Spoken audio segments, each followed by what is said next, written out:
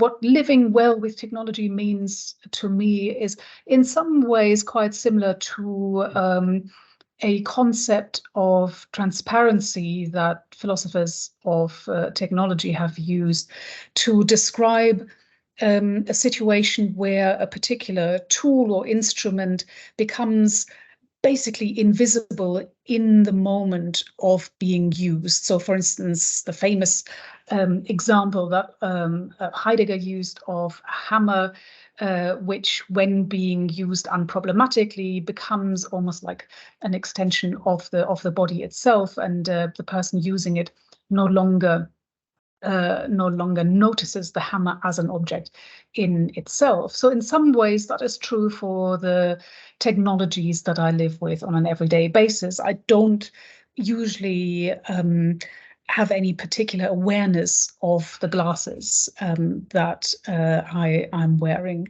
for instance. They don't become visible to me, as it were. They're transparent in the moment of use.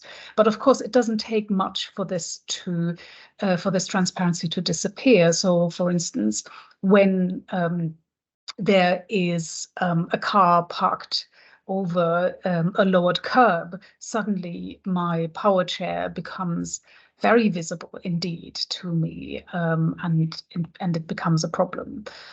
Similarly, if, for instance, I need a spare part and it has to be shipped in from abroad, it becomes less than transparent. It becomes very visible to me. And last but certainly not least, when I get the bill for the spare part, it certainly becomes very visible to me. But that's a very individual moment of technology use. And I think we do need to broaden this perspective to acknowledge that it takes a lot of things to make this transparency possible in the first place. And that when we talk about the body and technology, we never just talk about the body and technology. It's not just about my body adapting to a particular technology, but it's also about the infrastructure that makes this transparency of a technology in use possible. It's also about the financial circumstances. It's also about the possibility of maintenance, for instance.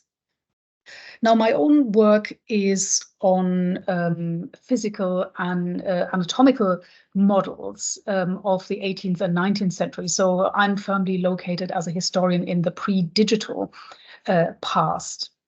But I do think that looking at those anatomical models, these teaching tools as technologies, does reveal broader patterns of living with technology, which are just as relevant still today. So, for instance, what I do see when I look at model makers in the 18th and 19th centuries, I see people who are really excited about and who exploit the affordances of new materials and techniques. So, for instance, people get really excited about the possibilities of wax.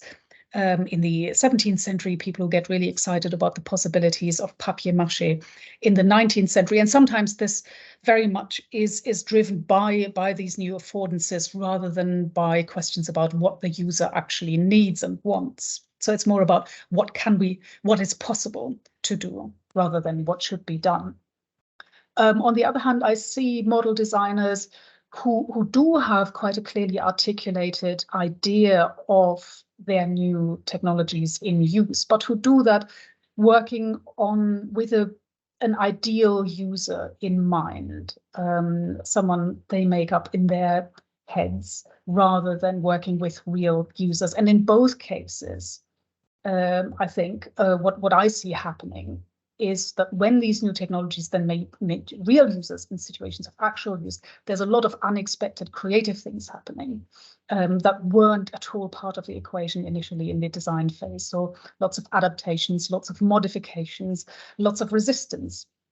So I think we need to keep the user firmly at the center of thinking about technologies for living well, but also to recognize that the user is more than just a body interacting with a particular object, but rather a body-mind situated within very specific cultural, social, environmental, and financial contexts. And I think in this regard, there are a number of ideas out there that are really helpful such as, for instance, the social model of disability, which really helps us recognize that any attempts to live well with technology have to be collective rather than individual.